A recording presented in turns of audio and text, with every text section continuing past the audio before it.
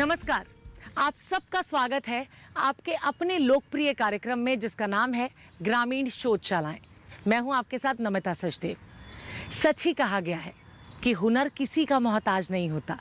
ये अमीरी और गरीबी, अनपढ़ और विद्वान में फर्क नहीं करता, बल्कि इंसान के अंदर ये छुपा रहता है जो वक्त पड़ने पर बाहर निकल आता है।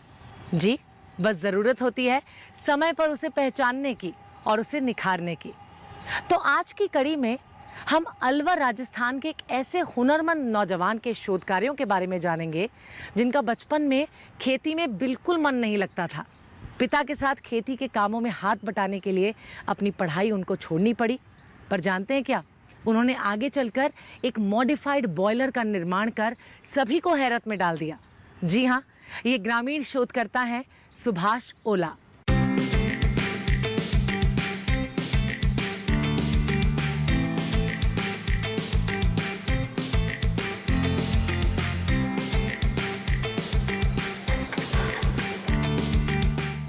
दूध और दूध से बने प्रोडक्ट हम सभी बचपन से खाते आए हैं। मावा भी दूध से बना एक ऐसा ही प्रोडक्ट है जो हम सबका मन काफ़ी लुभाता है। पर क्या कभी आपने सोचा है कि इसे बनाने में कितनी हीट की आवश्यकता होती है? दूध को घंटों बॉईल करना पड़ता है।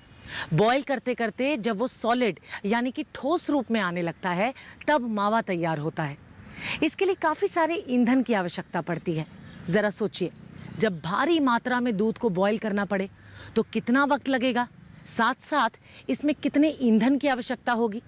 इस दौरान निकलने वाली हीट को दोबारा उपयोग में लाकर ऊर्जा की बचत की जा सकती है, ऐसा मानना है हमारे शोधकर्ता सुभाष ओला का। मेरा innovation fuel and water saving पे ही था। 1984 में इसी से रिलेटेड काम किया है मैंने। 1984 में एक DC thermal power plant develop किया था और वो एक खेल, एक मनोरंजन था। लेकिन जैसे जैसे मैं घर पे रहा, किसानों को देखा, गन्ने से गुड़ बनाते हुए देखा, जो दूध से मावा या खोया बनाते देखा, तो मैंने देखा इसमें तो बहुत ज़्यादा एनर्जी वेस्ट हो रही है, भट्टियों से सीधा वो लगा रहे। तो उसी से मुझे एक बॉयलर का भी आइडिया आया, क्यों ना इस वेस्ट को हम एक एनर्जी में कन्वर्ट करके एक इनको अच्छा प्रोडक्शन दे सकें। तो इसी से मुझे फ्यूल एंड वाटर सेविंग का एक आइडिया आया और इसी के बाद में मैंने एक बॉयलर डेवलप किया। उसमें 90% से 99% वाटर सेविंग और 50% फ्यूल सेविंग जो मुझे मिला और लोगों को इसका बहुत अच्छा फ़ायदा मिला। फिर तरह तरह की मिठाई बनाने में मावे का उपयोग होता है। अपने देश में मावे की खपत भारी मात्रा में होती है। ऐसे में पारंपरिक तरीके से मावा तैयार करने में अनावश्यक ईंधन की खपत होती है। युवा शोधकर्ता सुभाष ओला ने ये देखते हुए मॉडिफाइड बॉयलर बनाने का विचार किया और इस पर निरंतर शोध करना आरंभ कर दिया। उन्होंने एक ऐसी मावा मेकिंग मशीन बनाने पर जोर दिया जो ऊर्जा की बचत करने वाली हो। एक बॉयलर सिस्टम होता है, वो स्टीम बॉयलर, जिसे हम हॉट वाटर जनरेटर कह सकते हैं। हॉट वाटर जनरेटर या स्टीम बॉयलर कंपनियों ने इंडस्ट्रीज़ के लिए, उद्योग के लिए तो बनाए, लेकिन कुछ किसानों के लिए, उनके लिए कुछ खास नहीं कर पाए। तो इसी को देखते हुए मैं एक मल्टीपर्पज़ स्टीम जनरेटर बनाया मैंने, जो इंडस्ट्रीज़ के लिए भी और किसानों के लिए भी। इसमें क्या हुआ है, जैसे किसान भाई हैं जो उनके पास एक गाय भैंस है, दूध है, तो उस दूध को सीधा उनका लाभ नहीं मिल पाता बेचने से, तो क्यों ना उसको दही, मावा बना करके, खोया बना करके, पनीर बना करके उसको बेचा जाए। इसके लिए जो उनका मावा बनाने में 100 लीटर दूध में 100 किलो लकड़ी लगता था मावा बनाने में, तो उसको सिर्फ ओनली 20 लीटर में इससे बनाया जा सकता है। इससे किसान भाइयों को बहुत ज़्यादा इससे फ़ायदा हुआ है और किसान लोग आज ज़्यादा नहीं, कम से कम 4 से 5 हज़ार अपने इंडिया में इसको अपना रहे हैं। आमतौर पर मावे को कढ़ाई में तैयार किया जाता है और ये कढ़ाई खुले स्टोव पर अथवा बड़े चूल्हे पर रखी जाती है, जहां भारी मात्रा में गैस अथवा लकड़ी के जलने से ईंधन की बर्बादी होती है। लकड़ी को बॉयलर में जलाया जाता है, जिससे भाप तैयार होती है। फिर इसे नली की मदद से चूल्हे तक पहुंचाया जाता है, जहां मावे की कढ़ाई रखी होती है। दूध को उबालने के दौरान जो ऊष्मा की खपत होती है, उसके बाद जो भाप बच जाती है, उसे टैंक में नीचे तल में संग्रहित किया जाता है। इस प्रकार इस पूरी प्रक्रिया में अनेक खामियां देखने को मिलती हैं। जयपुर के उद्योग में पहली बार सुभाष ओला ने बॉयलर की मदद से मावा तैयार करते हुए देखा। पता करने पर उन्होंने पाया कि इस विधि से तैयार मावे में काफी लागत आती है। तभी उनके मन में एक उन्नत बॉयलर बनाने का विचार आया और उस पर उन्होंने काम करना शुरू कर दिया। हमारी परंपरागत जीवन शैली में ईंधन प्राप्त करने का एक बड़ा स्रोत लकड़ी और कोयला रहा है।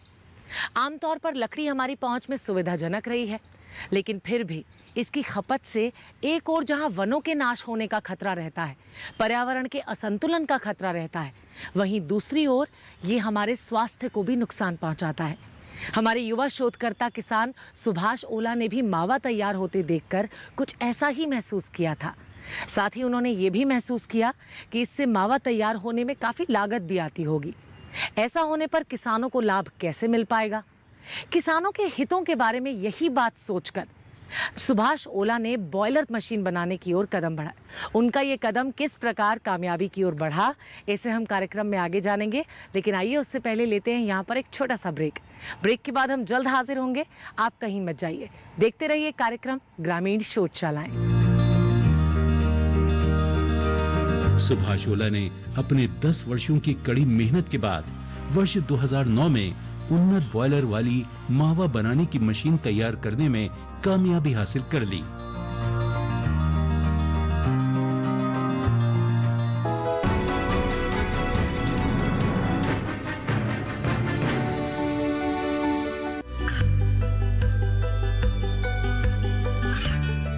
गांवों और पिछड़े क्षेत्रों में सरकारी योजनाओं की जानकारी पहुंचा।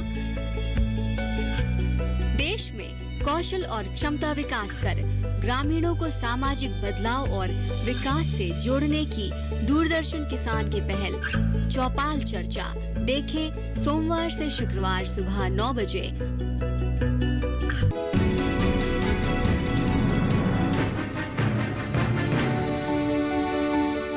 ब्रेक के बाद कार्यक्रम ग्रामीण शोधशालाएं में आप सबका स्वागत।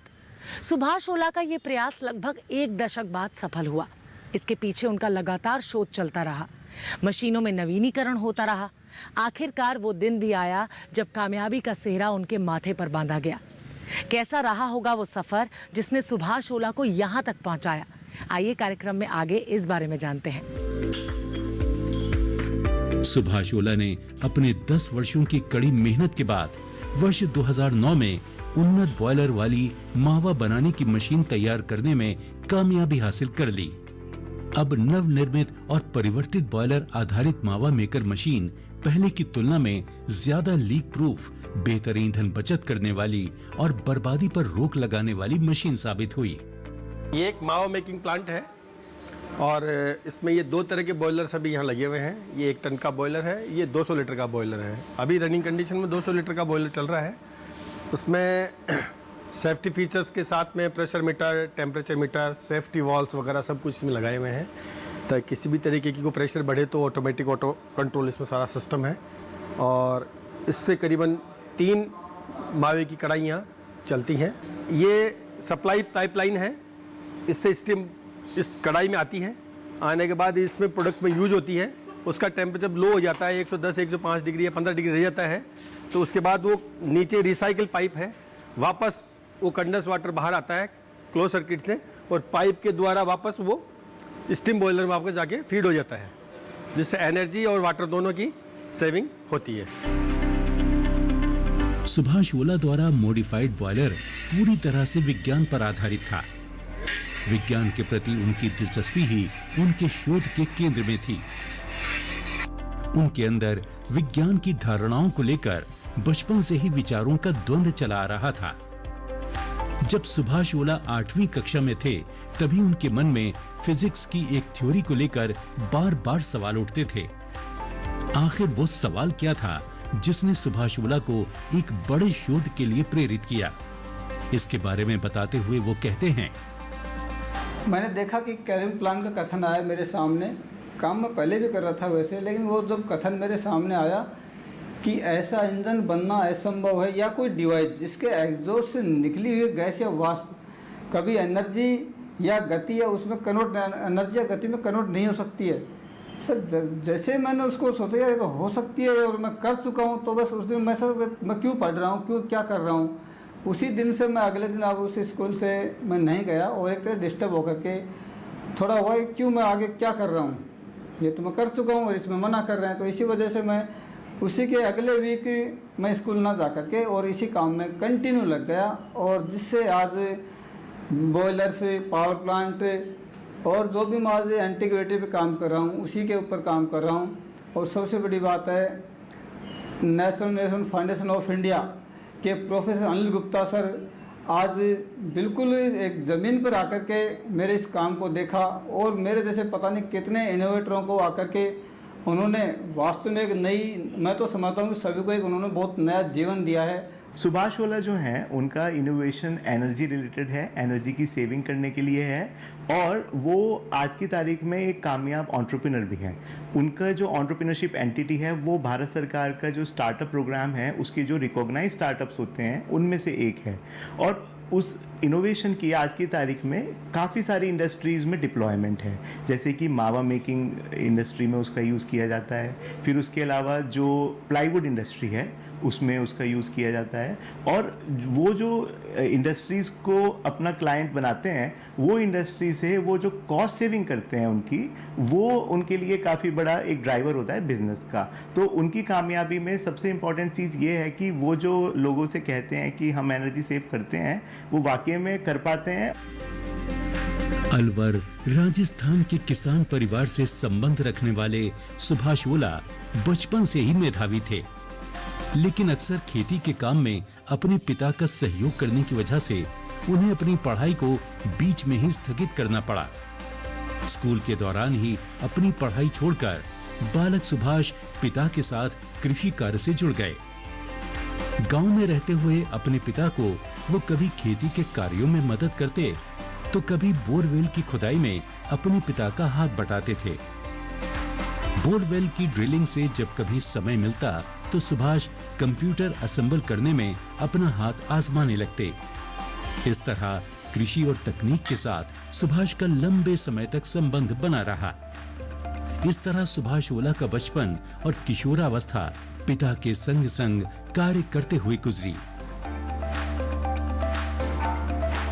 हमारे खेती काम हड़ बैल रखते, हड़ जोड़ते थे, तो खेत से हड़ जोड़ के जाते, बोल पिताजी मैं तेरे लिए अब की बार एक पंखा बनाऊंगा जो गर्मी नहीं लगेगी। तो इसने एक छत के ऊपर पंखा लगा दिया, वो हवा से फिरता, और वो हवा उसको नीचे कोई छोटा इन्वर्टर था ये जैसे ट्रैक्टर में लगता है ना, वो लगा के नीचे उसका पंखा लगा दिया। और साहब वो थोड़ी थोड़ी हवा दे मको आ रही थी कि हवा के पार पड़ी।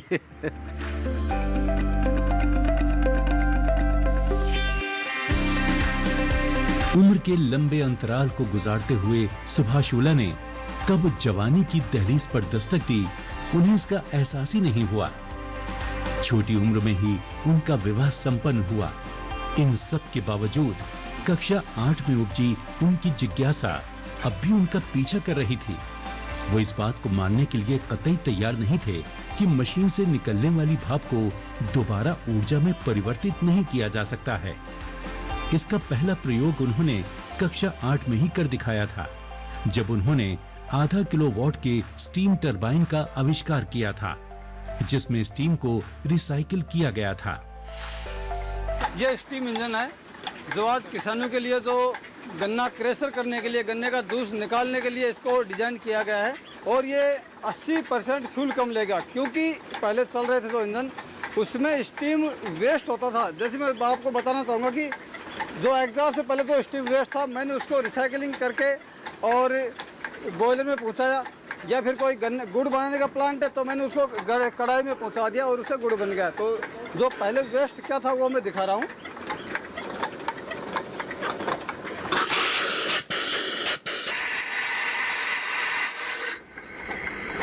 ये जो स्टीम निकल रहा था ये ट्रेन के जो स्टीम इंजन थे उसमें वेस्ट हो रहा था, पानी वेस्ट हो रहा था।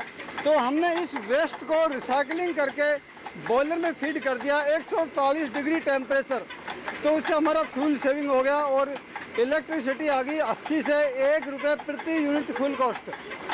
और गन्ने के प्लांट में ये एक बहुत ही अच्छा साधन साबित होगा ये। अपनी शोध के चमत्कार से सुभाष ओला ने अपनी छोटी सी उम्र में ही सबको प्रकाशमान कर दिया था, जब पहली बार उन्होंने स्टीम टरबाइन की मदद से 6 वॉट का बल्ब जलाकर दिखाया। इस तरह समय के साथ उनकी भाप तकनीक से जुड़े क्षेत्र में रुचि बढ़ती गई और इस क्षेत्र में एक के बाद एक वो प्रयोग करते चले गए। वर्ष 2000 में सुभाष ओला ने 2 किलोवाट इंजन का परिवर्तित मॉडल तैयार किया। कुछ ही वर्षों बाद यानी 2013 में हीट एक्सचेंजर का निर्माण किया, जो कि भाप इंजन से भाप के बाहर निकलने और पानी के एकत्रित होने में मददगार साबित हुआ। ये सबसे पहला पार्ट है और ये 1992 के आसपास का पार्ट था, जो इसकी दक्षता खूब अच्छी थी, लेने के बेबी था और इससे अपन को ये पता लग गया था कि स्टीम को रिसाइकलिंग कैसे करें। उसी का अप मॉडल, इसी के बाद फिर उसके अप मॉडल ये है, इसमें हीट दे करके और इंजन की पिस्टन को डेवलप किया और जो एग्जॉस्ट से निकली हुई स्टीम थी उसको मैंने रिसाइकलिंग करके और वापस फीड किया। 180 डिग्री एग्जॉस्ट से हीट जो निकली 140 डिग्री वापस फीड करके और इसकी एफिशिएंसी अपन ने बचा ली और एक अच्छी पावर इससे मिल गया अपन को। सुभाष ओला द्वारा किया गया शोध कार्य अचानक से कोई एक दिन का चमत्कार नहीं था, बल्कि बचपन से ही वो ऐसे प्रयोग करते आ रहे थे। विज्ञान के प्रति उनके इस रुझान ने उन्हें कई प्रकार के शोध और इनोवेशन के लिए प्रेरित किया। उनका यही शौक आगे चलकर एक चुनौती बन गई, जिसे उन्होंने बहुत ही बेहतर तरीके से कर दिखाया। छोटी सी उम्र में उन्होंने अपनी पढ़ाई छोड़ किस प्रकार से विज्ञान के सिद्धांतों से जुड़कर आगे चलकर एक मिसाल कायम की और बड़े आविष्कार को जन्म दिया। इन सब के बारे में आगे विस्तार से जानेंगे, लेकिन उससे पहले आइए यहाँ पर लेते हैं एक और छोटा सा ब्रेक। हम जल्द हाजिर होंगे। आप बने रहिए कार्यक्रम ग्रामीण शोधशालाएं के साथ। सुभाष ओला ने बॉयलर आधारित मावा मशीन में अनेक प्रकार के परिवर्तन किए और इसे अनेक रूपों में तैयार किया, जिससे मानव श्रम में कमी आई, ईंधन की बचत हुई।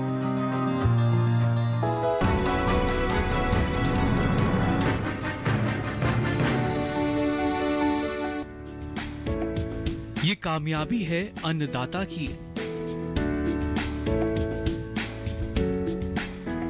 ये कहानी है खेत और खलिहानों की।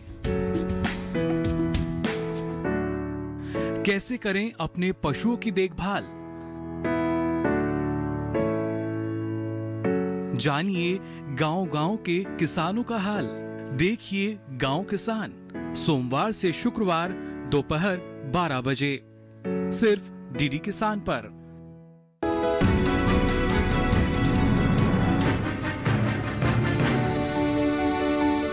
ब्रेक के बाद एक बार फिर कार्यक्रम में आप सबका स्वागत।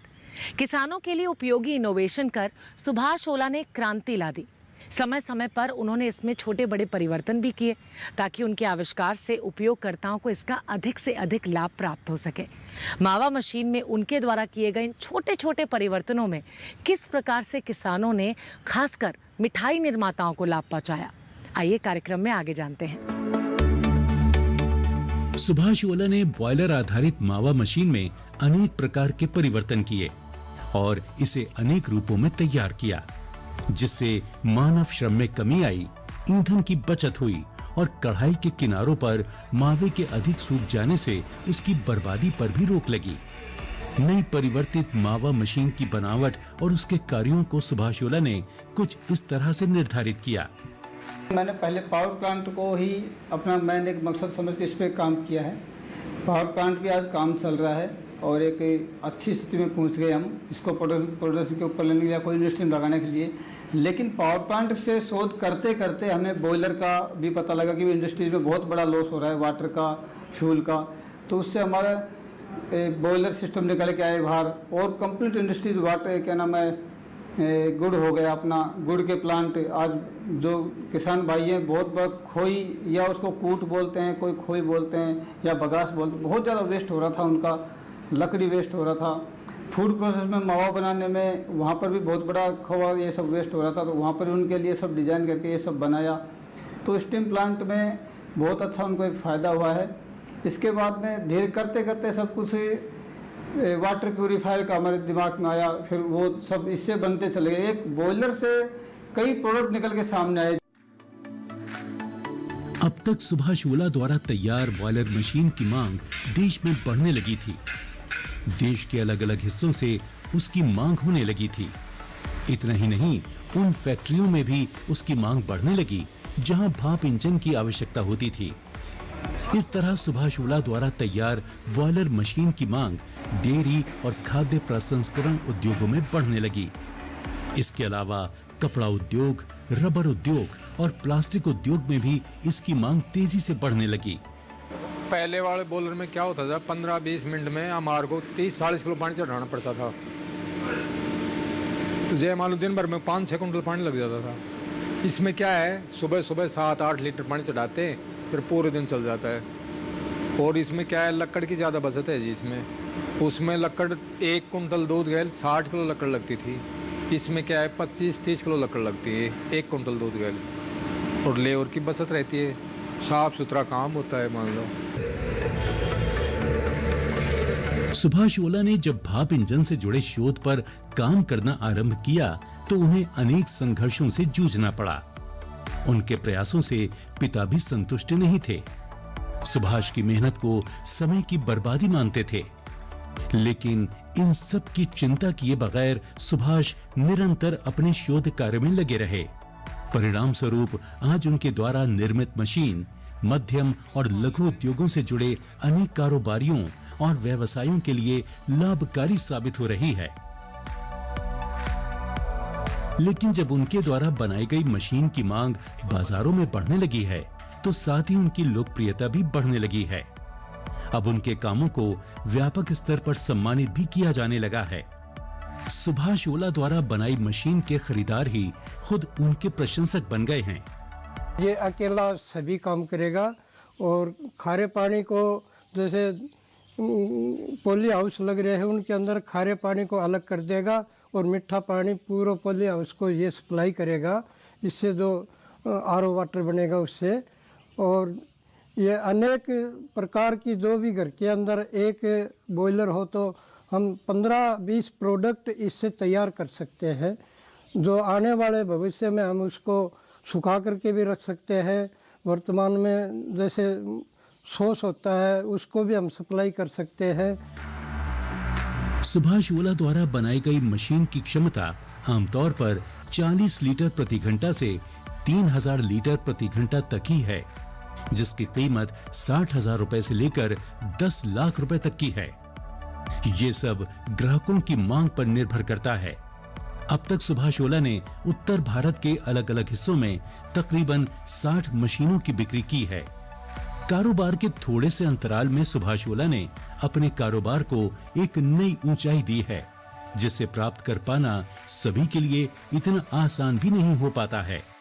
2013 या 14 के बीच में हमारे को इन्वेंशन के माध्यम से किसी व्यक्ति के थ्रू हमारा NIF से संपर्क करवाया उन्होंने कि आप बहुत अच्छा काम कर रहे हो। तो हम लोग NIF से मिले और NIF से प्रोफेसर गुप्ता साहब थे, उन्होंने हमारे को इस सारा इन्वेंशन को देख करके उन्होंने कहा कि हम आपकी हेल्प करेंगे और उन्होंने हेल्प की। और उसको करते करते 1-1.5 साल के अंदर हमारे को इसमें अचीवमेंट मिला। अचीवमेंट मिलने के बाद में उसकी टेस्टिंग वगैरह हुई, सारे सब कुछ हुआ। और उसके बाद 2015 के 14 के बीच में हमारे को राष्ट्रपति अवार्ड सुभाष जी को इसमें मिला वाटर एंड सेविंग के ऊपर। ग्रामीण क्षेत्रों में रहते हुए अपने शोध कार्य को इतना सफल बनाना निश्चित रूप से उनकी लगनशीलता का ही परिणाम है। किसी भी कार्य को करते समय कुछ ना कुछ बाधाएं तो आती हैं। उन बाधाओं को पार करने के बाद ही हम उस मंजिल तक पहुंचते हैं। हमारे आज के शोधकर्ता सुभाष ओला ने भी अनेक बाधाओं को पार किया और आज हम सब के लिए एक प्रेरणा स्रोत बने। आगे भी हम आपको ऐसे ही ग्रामीण शोधकर्ताओं से परिचित करवाते रहेंगे। तब तक के लिए हमें दीजिए अनुमति। आप सब अपना ख्याल रखिए और हमारा इंतजार कीजिए। नमस्कार।